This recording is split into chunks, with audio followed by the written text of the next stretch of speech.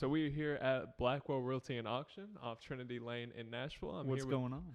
I'm here with my brother Luke Blackwell. Happens to be a savage in real estate, a savage in the weight room, and has a new family at home. Well, welcome to the show, man. Yeah, thanks for having me. You're welcome. You're welcome.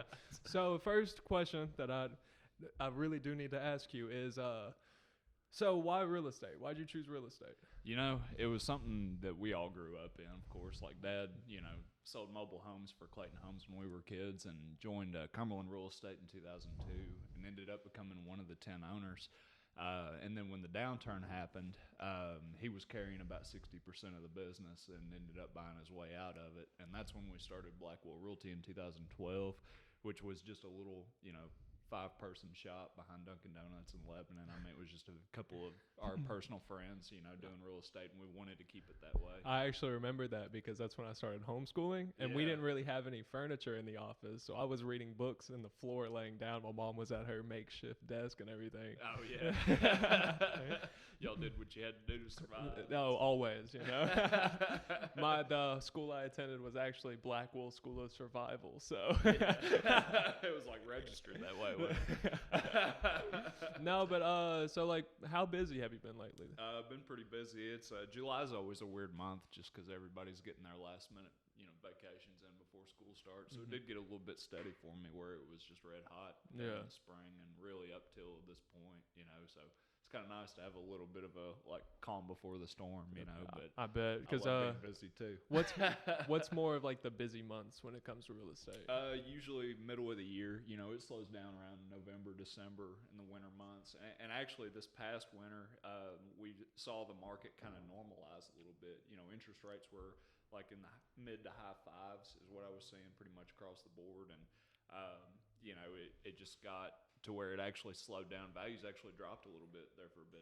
It got a little bit stagnant, and then it picked right up again once the Fed started giving us some relief lowering those interest rates. So, what we're seeing overall is, the market is, the whole economy is actually starting to slow down across the globe, right? And so for the Fed to keep the economy going strong, it's almost an artificial fix to just buy up government bonds and keep that interest rate lower, so it opens up the market and just lets the market kind of heal and get stronger on its own before they raise it back up. Right, is the idea. And so, them dropping those rates, it's really helped us quite a bit. I'm actually starting to see it getting back towards those historical lows we saw in 2014. Yeah, well, even with, we did back in 2014 when everything dropped and, it wasn't a great market or anything. Yeah. When it comes to, there's so many lows and highs in this real estate, and it really is just picking your timing and just everything along with that.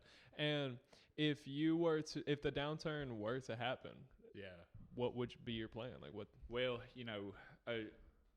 pretty much the whole nation, it's looking like it's coming this way. I mean, problem is we've got an inflating deficit, and gross domestic product isn't keeping up with it. GDP is, everything being U.S. goods being bought and sold within a given year, right? And so for our debt ceiling to be rising, it's not keeping up. It's starting to slow down, and so we're outspending what our economy can actually hold as far as healthy debt. And there is a healthy amount of debt. Andrew Jackson actually paid off the national debt, and he was the last person to do it, and immediately the market declined. Wow. The reason that this country has the infrastructure that it does, colleges, is because of debt, and there's a healthy amount of debt for our country to be holding. You know what I mean? Yeah. But we're getting outside of those bounds of what's healthy, and student debt is up there in the rise too. That's hurting consumers, and I don't think this next downturn is going to be like our last one where it was about the housing market. This one's going to be more creditors and debtors coming after us more than it is. It's going to be tamer, I think, but I also think we're better situated than the majority of the country, because what happens is real estate follows jobs. So all these jobs moving into Nashville are pretty well insulated, especially the move of Amazon moving in. I mean, you think a big distribution retail company that's the main giant. I mean, nobody can really compete with Amazon right now. Right. I mean, they're going to be just fine during the downturn. Yeah. So them bringing in 5,000 six-figure jobs, all paying a minimum of $150 a year, is going to create another 8,000 jobs. People just working underneath them, and even the where they're building the new distribution center. All of the buildings around it, these developers building out, have actually added stories to there because they're anticipating it's going to just help their growth as well. So even with like a downturn were to hit our national economy and the international economy and everything, do you think Nashville will be able to persevere better than other places? 100%. I think it may drop maybe 2 or 3% is what's projected, but I really think we're going to keep going strong, and I think it'll be temporary too, because what's happening is Nashville is going through what Atlanta did in the 90s. Right. I mean, we're going through. For a little bit there, and I think it slowed down. Is there was 100 people on average moving here a day, and it was just all these jobs moving in. So we have our existing inventory, and all of a sudden this new demand coming in where we're having to build, and it's causing all kinds of development to try to keep up with that demand. So what's happening is Nashville's projected to double its population by 2028, and so you got to think Wilson County alone, just east where we operate, is 30 years steady commercial growth is what's projected. Yeah. So, but there is a problem with that, because with all these projections and stuff coming out, we are overdeveloping Wilson County. Like when it comes to that, people are still moving here. Jobs are it's so business friendly here. It's hard not to grow as a. Well, and I originally thought that too, because I know a guy developing out apartments right now in Lebanon, putting up about 750 of them, and he's a client that I deal with a lot. And, when he originally started that project, they were projecting rent to actually drop about 40%. They were saying, okay, we built up too many of these apartments, and we're going to have, because with all the bullshit regulation you got to go through, I mean, you pretty much have to make them, for them to pay off and be worthwhile, they have to be luxury apartments. And so they're building out all these luxury apartments. What do you rent to 80% of everybody else? Right. You know what I mean? So that was the concern then. But then, I mean, the demand kept coming in, and he's filling them up right now. Right. I mean, it's not, Well, Gavin, I want you to look this up for me, because, I don't know if I'm bullshitting anybody or not, but there was a statistic I saw the other day, and it basically stated that about a little over 50% of the United States, when it comes to people and saving money and everything, that they are about $400 of a crisis away from being just completely done and broke and in debt and everything. And that's certainly true with people living paycheck to paycheck. It's just not a smart way to grow. And I've been doing it successfully for a few years now. We were all 20 years old having to survive. I did my time too. No, but I think it's all, especially with the Nashville economy, is what we've seen in the last few years of it just spike, and especially with our dad John Blackwell and everything kind of hitting the market at the perfect time of starting his own company where we are today, Blackwell Realty and Auction. But where do you see? He has his visions of where everything's going. Where do you see Blackwell Realty going? I actually want to take us as an international brand. I want us to be all over the country. I say about it kind of braggingly. I want to be like Sam Walton, flying in a helicopter between the locations. You feel me? The new Wolf on Wall Street. Absolutely. 80%. Nearly 80% of people do not save money like they should. And, and it's not all just that they just won't. A lot of people don't have the right jobs or the resources and everything. But that's a crazy statistic. Wow. Okay, well, not 50%, 80%. But so with Blackwell Realty going international, what are some of the steps that you would have to take to get there?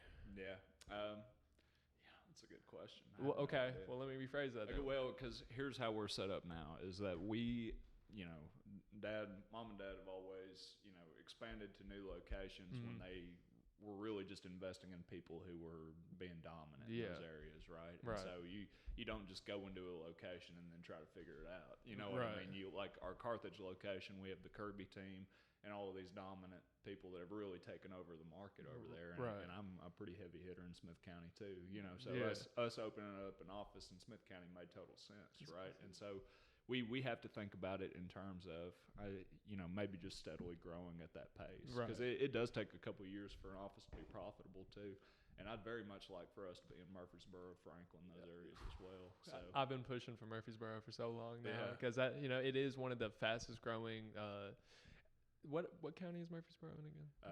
Rutherford. Yeah, Rutherford is one of the fastest growing counties in all of the country, along with Orange County, along with these huge, big things. And we don't have an office there yet, but we do a lot of business out there, But I also think for expanding that much, you have to have the infrastructure there, and that's what mom and dad have done a great job with. Is like, you know, they did rely on the Josh Kirby out in Smith County, and then, you know, with the Nashville office, they kind of already had some people here for that. But what steps could you take to make this international brand happen? Well, and you know, really more like nationwide. I probably wouldn't take it all across the globe. I don't know. You know, we'll cross that bridge when we get there, I guess. But true. But I like for us to be dominant in other markets too, not just Nashville. Why not kind of diversify a little bit, grow other people? Because that's what it's really about. You know, I'm starting to teach more classes and stuff here too, just because I've gotten to a point I've done pretty well, you know, and I like to kind of pay it forward. There's nothing I do that's a secret. And teaching's actually one of my favorite things to do. Yeah. Well, and just help other people make a buck too. How long have you been in real estate now? 5 years next month, actually. Really? Yeah. Wow. Okay, so what? It started off slow. You were on Dad's team.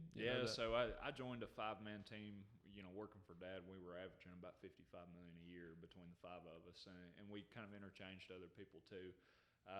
But I was on it for about 2.5 years, and he had kind of a health scare. You know, of course you're aware of that. You know, and it just made him kind of step back and go, okay, you know, I'd really like to. I'm at a point I'd like to work on my projects and try to grow the company instead of actually dealing with the general public. And so what happened was after that, I went on my own for about 6 months and was pulling in some strong numbers, and that was in 2017. And I started to, around June or July, I started to get overwhelmed just because I had so much volume coming off of, you know, past clients, and he would even send me some too, you know. And so I added a team member, and really any time that you add a team member, you know, it's the way that it works is I gave him a portion of the pile, so it was, you know, 25% of the whole thing, but you have to be bringing 25% of that business eventually. Like, it's really to grow other people.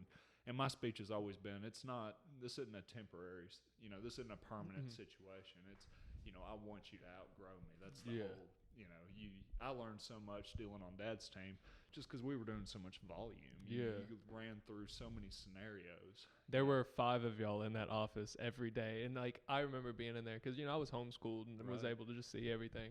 And I remember being in there for screaming matches. And just, like, I remember Dad would, like, turn to somebody and be like, would you do this for me? And they'd be like, oh, I got this and this. They'd be like, bullshit, you're doing this for me. like, there was just so many moments like that, you know, and it's intense when you have a lot of volume, and especially with all the people you're dealing with, because you're not dealing with just like selling their houses. You're dealing with these people's lives, like all the way from divorce to just something where they want to invest in their home for their family for the rest of their lives. Well, and you know, it's still funny. Sometimes I run into people, and until they start to get to know me and see how I operate, they don't really trust me right away, because I am in sales, if you think about it. But it's the highest end of sales there is. I mean, I'm not just standing on a used car lot selling only my products. I'm selling everybody else's products too. And these people are coming to me with a need, and I'm helping them fill that need. Right. And if they're trying to sell their house, I'm trying to get them the most out of that house they possibly can. But also in that process, I'm also taking my time with them. I'm managing their expectations on how that process is going to go.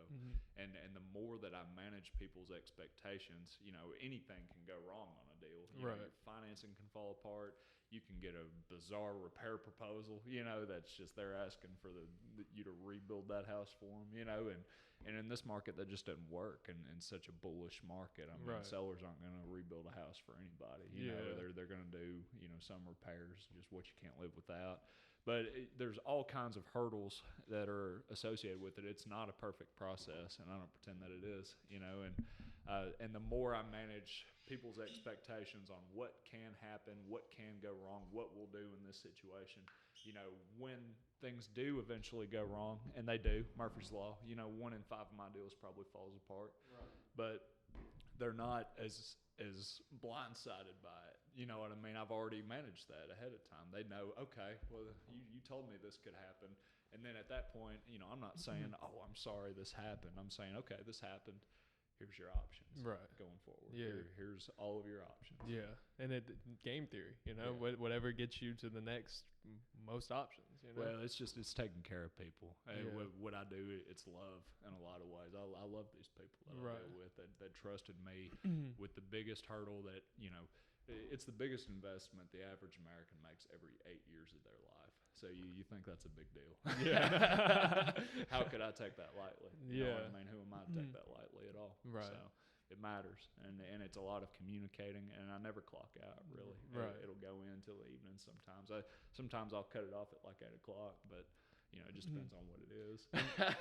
And you do have a beautiful new baby named Hazel June Blackwell. Oh, she's the best. And she will be turning 1 in August. And you have a beautiful wife back home. So I know it's hard not to ever clock out, per se. But, how do you manage your time with all these customers and people that need you, and then your family at home that needs you? It's just prioritizing your time, because we've got a ritual. We all wake up at about 5 o'clock in the morning, and while Maggie gets ready for work, she leaves pretty early, to beat Nashville traffic, and usually leaves pretty early afternoon, like 3 o'clock. And so I'll have about 30, 45 minutes that I'm just playing with Hazel, while she gets makeup put on, get ready, and that's time spent intently. I'm not sitting there on my phone, at 5 o'clock in the morning. It's before I go to the gym. It's time that I've just set aside. Because if I'm doing my job well, I'm showing in the evenings and weekends when people are free to look at stuff. Right. You know what I mean? So the odds of me making it back in time for her bedtime, it's not good if I'm busy and I want to be busy. You know what I mean? So it's not a matter of, I think it's just, and I'm new to this fatherhood thing. I don't really know. I don't know if it's the right mentality at all, and everybody's got different values. Well, for someone who's never been a father, but who has been called Poppy a lot of times in his life, I'm telling you, you're doing a pretty good job there. You're welcome. You're welcome. No, but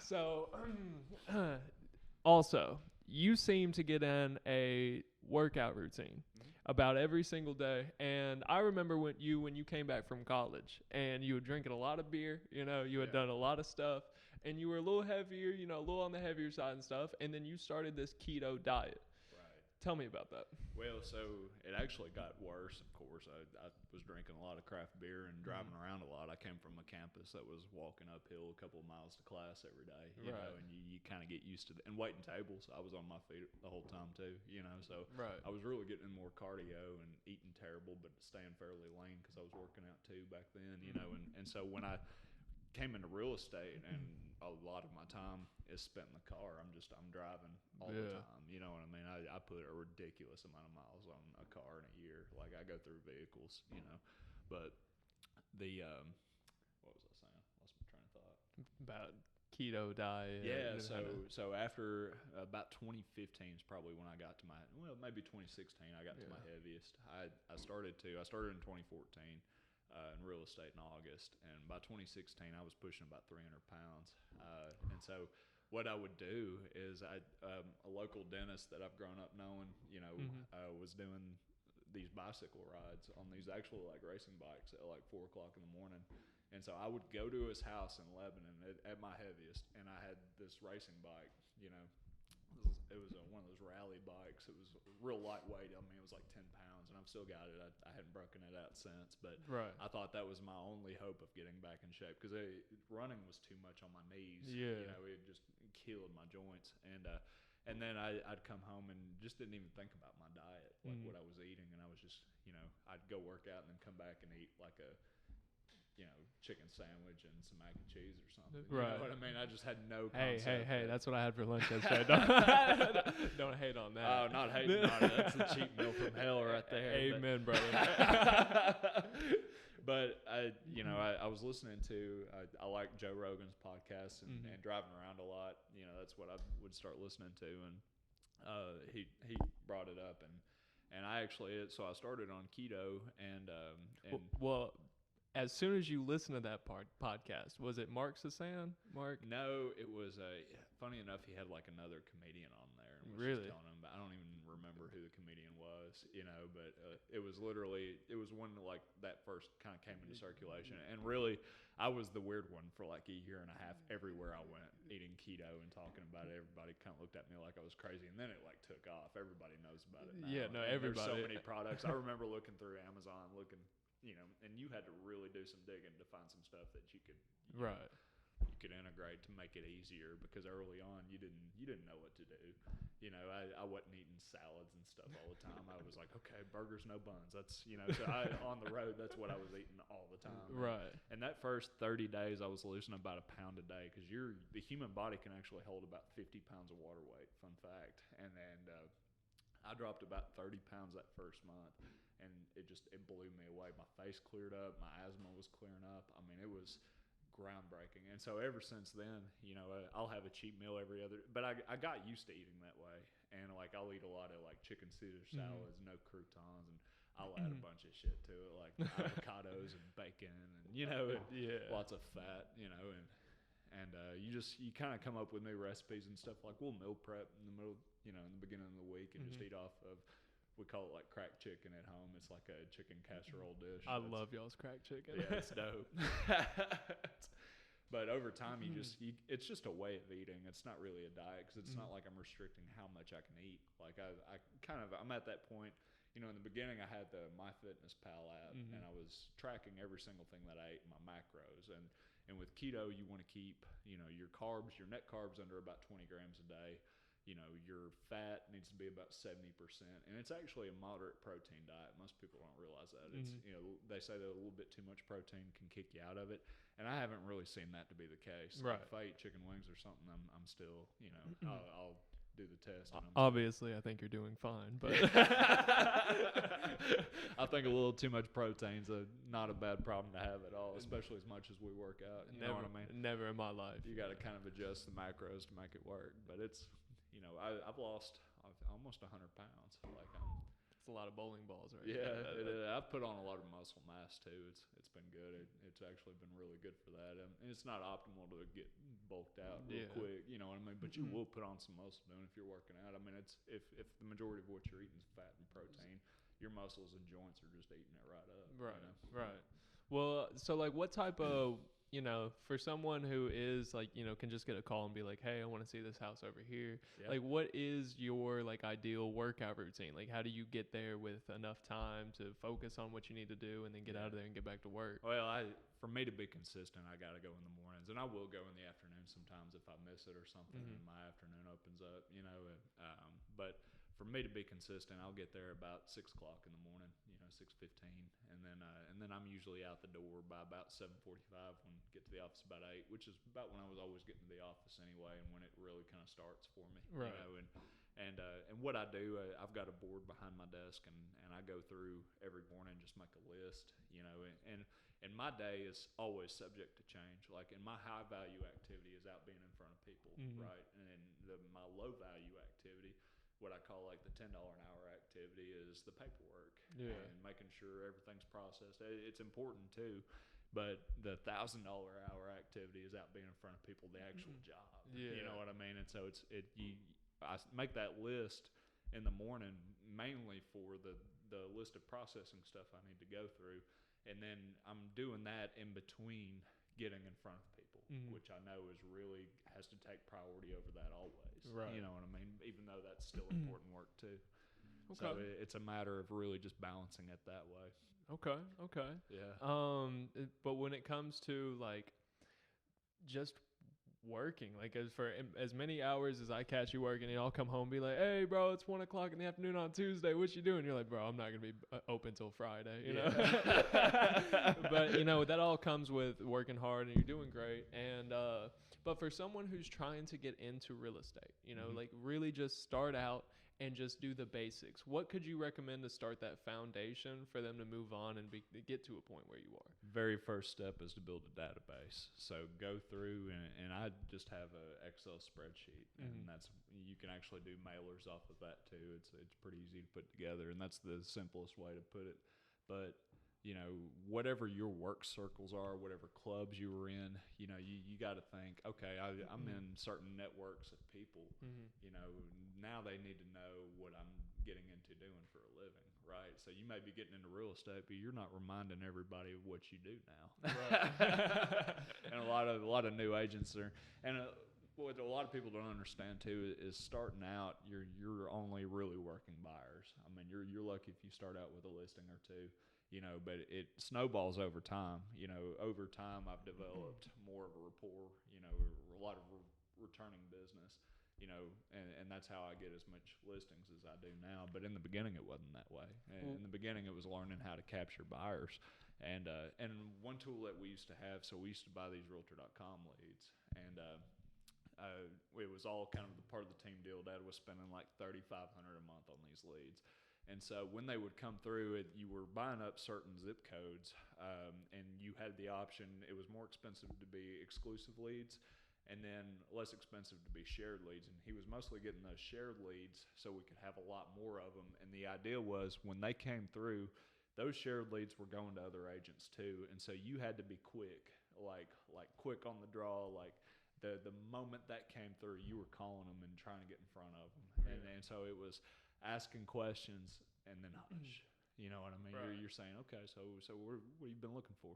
Don't say a word, and just let people, and they'll start to kind of, and then they'll start asking you questions and get more comfortable, because it's uncomfortable when you call people. It's uncomfortable on both sides. Yeah. And it took me a while to get good at it. Actually, I'm not built that way at all. I actually, I'm not gonna lie to you. I was in the car with Dad one time, and I think it was your first like 6 months in real estate, and we're on the way to this listing, and I go, so I always just ask him random questions. How's this person doing? How's this? And I was like, so tell me, how's Luke doing? And he goes, the man's not fucking built for this. But even with that, he was like, but I know he's gonna grow, and I know he's gonna do his thing, and I don't think. Honestly, I don't think any of us expected to be like for you to be where you are today. With how everything's going, and especially with where you started out. You started out. You left college early because you knew you wanted to do real estate. Right. And everybody was like, oh, you should probably finish your degree. And I do recommend people finish their degrees. But, you kind of just came into this like, I'm just going to learn everything I can. I'm going to struggle. I'm not a salesman. I don't even like people that much. You'd rather be home all the time than deal with people. Well, and I'm an introvert by nature, but I'm good at being social. Yeah. And that comes in waves too. Like there's some days I'm not as good at it. I'm not as good at talking to people, and I might just be a little off base, but I make the effort anyway. And over time, I've gotten more comfortable with what I know about real estate too. I could talk about it for hours, obviously. You know what I mean? And so I try to just make it as digestible for people as possible. And even if I'm awkward in the beginning, they start to kind of open up to me too. Yeah, well, I think it just happens to that you have no filter. And I'm not saying I do either, but I think that's what people love about you most, because like some of your first conversations, you will probably be throwing out something about, the F word here, F word that. And everybody's like, oh, whoa, this guy's kind of crazy. But I try to keep the boiler room talk in the boiler room. You know what I mean? I don't take it out, out of there anymore, really. So unless people are really that way too, you kind of have to mirror the way people talk. You know what I mean? Sometimes you'll notice, like, and it's psychological. Like if somebody calls me and their voice is booming like this, I'm gonna be booming right back on the phone. You feel me? I'm gonna match their voice. It's one of those things I can't even help but do it now. You just gotta match fire with fire when that happens. That's right. You gotta fight fire with fire. And by the way, cheers! Thank you for being on the podcast today. Happy birthday! Hey, thank you so much. No, but so for somebody who is even just looking at buying a home, maybe not financially ready, what are some steps? Like, what are the first few steps that they could take to just get themselves ready to buy a home? The first step is getting pre-approved, and I always tell people that, you don't want to trust these big national banks to try to get approved in any of these lenders like Wells Fargo, Bank of America, because what's going to happen is you're dealing with a lot of the times like 1-800 numbers, and their underwriting may be out of state and just not even care. And any dealings I've ever had with like U.S. Bank as a lender or Bank of America always close like 2 months later, and they're an absolute disaster. Nobody communicates. And so I like, if you've got a good local lender that you trust, that shoots you straight, work on getting a pre-approval with them, not a pre-qualification letter. A pre-qualification letter is different from a full pre-approval, and the reason being is pre-qualification letter, a lender a lot of the times will just look at your credit score, your debt to income ratios, and go, okay, yeah, pre-qualified. Yeah, they'll just throw out that letter, right? with a pre-approval letter, they actually run it through underwriting first, so their underwriters approve it, and you actually know with more certainty that is actually going to go through, and that letter is legit. Right. You see what I mean? So what they'll do is they'll look at your credit, your debt to income ratios. So we had a little bit of a technical error, but we are back. And one of the discussions that were brought up was Elon Musk, and we were just talking about how I think Elon Musk personally is damn near close to a god. But you were just about to say something. What was that? Oh yeah, no, his balance sheet is awful. Like I'd be shorting that stock right now, big time.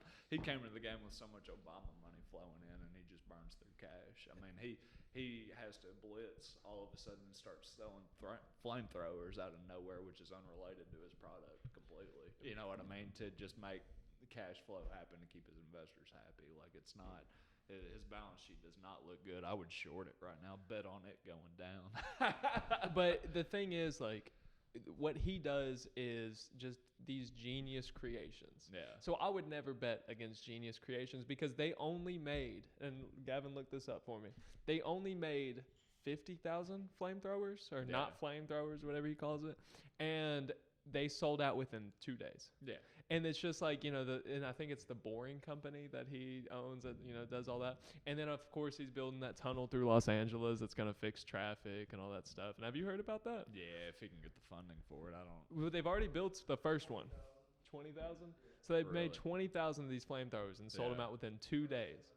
And raised $10 million from a company that they started as a joke around the office. It was called the Boring Company.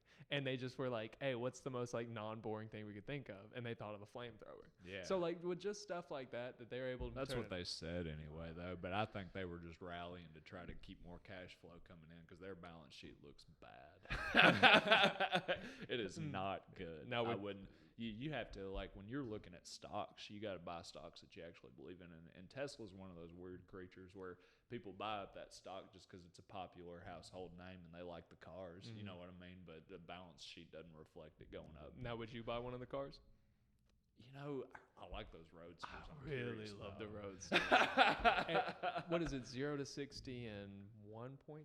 We looked at it was something atrocious like that. And it's and I saw a video of they did a simulation of one next to a 2019 brand new Mustang GTR turbo and everything. Yeah. And this roadster dusted it. I think you sent me that. Or it was like a Nissan or something. Oh, it was like a Nissan. It was like one of the fastest Nissans I like. 1.9, 0 to 60 and 1.9. That's a fucking spaceship. That's cooking, man. That's, especially for an electric car, that's almost unheard of. Right. That's the thing with electric cars. They haven't made them cool up until now. Yeah. Even they're about to be. I mean, like it or not, it's coming with pickup trucks too. Yeah. Yeah. And with electric cars, up until this point, we just had electric cars that look like toasters. Yeah. Either they look like Priuses, and nobody wants to drive a vagina Prius. Right. You have a vagina if you drive a Prius. I'm gonna piss a lot of people off. That's You're about to piss off the whole Prius crowd. I hope I do. I hope I have a protest. I know, but they it's won't. Hard to fight that practicality. But honestly, that's the only crowd I'm okay with pissing off because it's not going to be any violence coming out of that. The only thing, there's probably going to be a peaceful protest on my front yard. Vegans, they need more protein. They need more protein in their lives. I swear, man. That's how I feel anyway. Might as well throw that jab.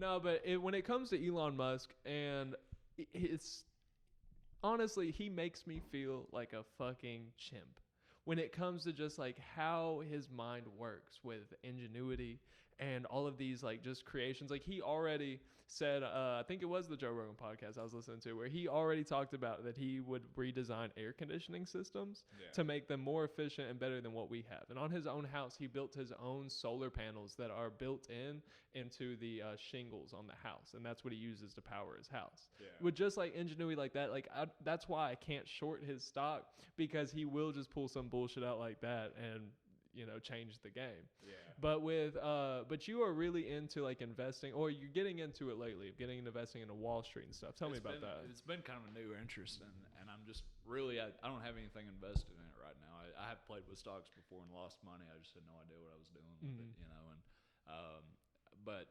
and plus I get impatient with it too. I would watch it go up and down, didn't know why. Didn't understand like how stocks interchange and respond to global markets. And I'm really having a lot of fun learning how all that works. I've been reading a lot of Jim Cramer and listening to Mad Money, and just starting to kind of get to know these different companies. And I think what it comes down to is, especially in this market where I think we're about to start taking a little bit of a dive, because what's happening is they've shortened up interest rates enough, but it's still the market's still real unsteady on a global scale. You know what I mean? We're starting to see an economic cooling. So I'm anticipating we'll see a little bit of a bear market start to happen. Well, what's the cause of this like economic cooling? Well, something always throws the economy off balance. So there's never like a time limit on a bull market run. We're actually coming off of the longest bull run market in American history, and since the very last spike in like 2010, I forget what they called that crash, but it's been just real steady. S&P 500 reached over 3,000 points yesterday, which is first time ever. it's climbing, but I don't think it's going to do that forever. And the way stocks go, they're being valued on future,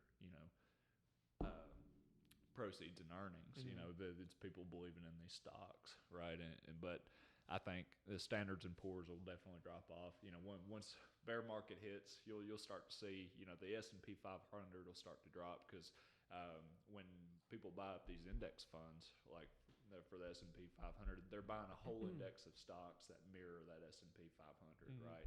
And so it's a lot easier when there's a big sell-off to just sell off those big indexes and not go through individual stocks one by one. You know what I mean? So when the bear market hits, the S&P 500 will start to drop, and the companies that we need to start buying up a lot of, there's going to be a lot of companies within that S&P 500 being dropped that are really being ignored for their progress that month. Where normally we'd be looking at it and going, okay, they had great earnings this year. They're about to put out a new product.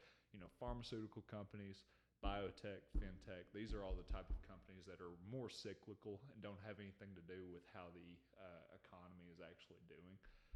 Those are the type of stocks that are going to get dragged down with it too, especially within the S&P 500. Like older pharmaceutical stocks, I think will be worth buying up, because they may drop with that S&P 500 sell-off, but they may still have great value to them. You may just be able to get them at a great price when maybe that pharmaceutical company is about to come out with a major cancer drug or something that's going to put it out even more profits and just cause it to rally. And so you got to look at, logistics like Amazon. I think it's going to be just fine, especially since they're the dominant retailer. There's nobody, they've really cornered the whole retail market. Which is actually kind of scary because it's almost getting to a point to where it's a monopoly. Because it's killing people like Target and these retailers that people actually have to leave their house to go and shop for clothes and stuff. But when you have Amazon Prime, you can literally have a lobster delivered to your door in 3 hours. Well, and they talk about breaking up companies like that all the time. You hear that a lot in politics. But what happens when you break up a big company like that is you're really breaking it up into little subsections that are really getting more opportunity to corner the market even more. So it's just, there's really no breaking it up. It's just a matter of opening up the competition and giving more entry level to new companies that want to try to step in and compete. Now, when you find a stock that you really like or a company that you really think you should invest in, do you look at a certain set of numbers, or do you look at their management, or what are some of the things that you look at? You want to look at all of it, because if you can't list out 3 reasons, 3 good bullet point reasons to buy up a stock, then you shouldn't buy it. You know what I mean? It should be named, brands that you've listened to the CEO talk and you've looked at their balance sheet, their profits and losses. And you're studying up on the company and what they're going forward to do. You're doing your homework on these things. It's more than just, staring at, MSNBC and making some picks. Right, you know what I mean? It's more than just watching the graph go up and down. You got to understand what's going to make that stock more valuable in the future. And it's just, you really should just do your homework and buy up companies you believe in, and also, buy up some index stocks too, index funds too. really just diversify. Right. You know? Well, investing in Wall Street is one thing, and I think it is one of the best ways to make money. As just, it's one of the best ways that, as a citizen that you have, that anybody has access to just make money through Wall Street and stuff. But you kind of have to know what you're doing. So how much do you really say that you pay attention to it? How much do you really invest into it? Well, like I said, this is all really kind of a new understanding for me. I'm learning a lot about it every day and reading up on it. And while I'm on the road, I'm listening to like Mad Money podcasts, but also too, you got to think I'm not actually stepping aside to become a day trader. Like I'm not going to sit at home with 20 TV screens. I'm still doing real estate, and I'm, that's dominantly who I am and what I do, but it's just kind of a fun little, kind of an exercise for me, really. I like learning it, and the economic principles that come with it too are priceless as well. Right. It starts to grow your understanding of economics even more too, I think. Well, you talk about, all these things when it comes to money, and that's always nice. But what are you gonna do with all this money? I don't know. When your S&P stock comes back and it's busting and you have a little extra side money, what are you gonna do with it? Well, probably stick to what I know, which is really just buy up a lot of rentals, and have some residual income coming in, and start getting into. And I do flips and stuff on the side. I'm about to flip one in Lafayette, and it's a little bit out there on 5 acres, but it's. I don't know. I guess I'll kind of cross that bridge when I get there. I mean, I think that's cute, but I think I'd buy a Tesla. Buy a rocket ship. No, but when it comes to like investing and everything, I think it's great, but I think only about maybe even just 3% of what you make, 5%, depending on what you're working with here. I think that's the only amount that should really be going into the stock market, because if you look at like people who who are day traders and stuff, as soon as that market collapses, or as soon as like their stock collapses or whatever, they're out of a job and they're just, they're kind of stuck. Well, yeah, you shouldn't put, I like to say just diversify, because probably the majority of my portfolio will be real estate, of course. I'm a real estate man through and through. Right. You know what I mean? That's a tangible thing I can control. Where the stock market, I can't control it. And when shit hits the fan, I can't rent out a stock. I can rent out a house. The rental market will still be very strong in the downturn. Right. And so, you just got to, a very small portion of, what I put aside is going to go towards the stock market, just little stocks I play with and believe in, and the rest of it's going to go into rentals, of course, just sticking to what I know, what I can control. So, well, cool. So I want to go ahead and thank you for coming on my podcast today, Matt. This has been the great first episode of Business with Two Times, and I want to go ahead and thank my sponsors at Blackwell Realty and Auction for giving me this beautiful setup here off Trinity Lane in Nashville. And if you do have any real estate needs, I definitely recommend connecting with somebody like you, or just somebody around the office, or hell, just coming in one day and just seeing what's going on. And Luke, I want to thank you, man. Salute. Salute.